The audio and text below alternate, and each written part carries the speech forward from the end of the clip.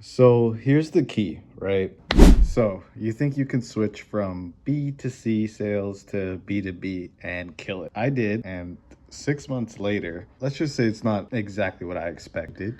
Today, I'm sharing real lessons I've learned so you don't make the same mistakes as me.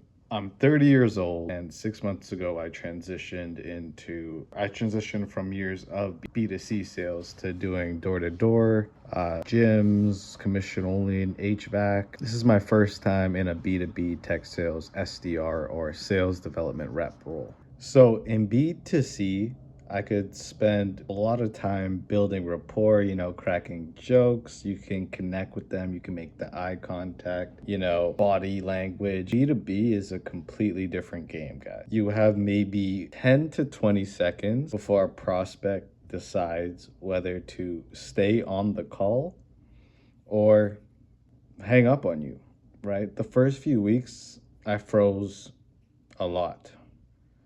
I realized I had to cut the small talk and lead with value immediately. After 6 months, I've still, I've learned to open strong, respect their time, and still make meaningful connections, but I'm still learning to this day. 6 months in, and I feel like I've barely scratched the surface here. Lesson number two that I've learned in my first 6 months is rejection hits differently, right? Rejection in B2C is very blunt, right? Slam doors, or people just shout at you to get out of their house, or they just walk away, right? And you just move on, right? But in B2B, rejection is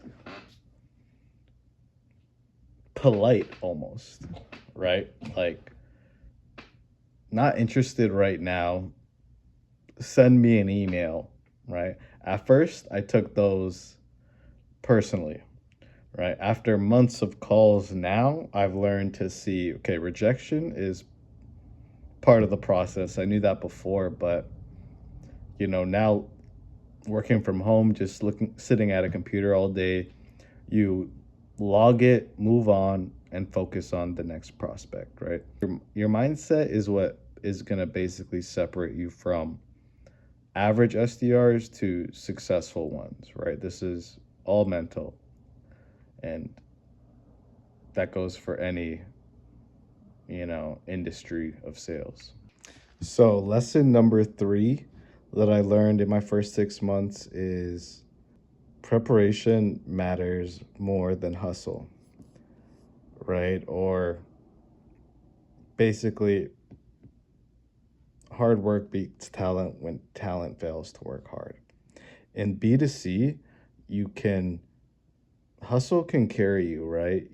You knock on enough doors, eventually you'll close. It's very much a numbers game. In B2B, it definitely has similar aspects, but the hustling without preparation is just wasted effort. My first month, I barely researched before my calls, and I'm surprised how I even made it past my first month. But I guess I got lucky, right? Once I started like personalizing, my scripts, my openers, and researching the accounts, that's when conversations started landing and I booked better meetings, right? So, long story short, prep beats hustle every time in B2B. Major lesson I've learned so far and gonna remember to continue. So here's the key, right? Your B2C experience that gave you that grit, right? From grinding in the cold, whatever you're doing in sales, that resilience, those people skills, that's going to be huge for you. But B2B is different. Shorter conversations, right? My conversations are maybe 30 seconds, a minute and a half if it's a long one. You have to be prepared, right? You can't just call these guys on a whim and sound like every other telemarketer salesperson out there. They get 15 calls like this a day. You need strategy over just pure hustle. That's kind of what's getting me through it right now. But as I'm more tenured, I'm learning it's not the most sustainable, right? You want to have a, repeatable process, a structure that's going to make it, predictable, repeatable and consistent, right? That's what it's about in sales. This is performance based, so it's all about consistency, right?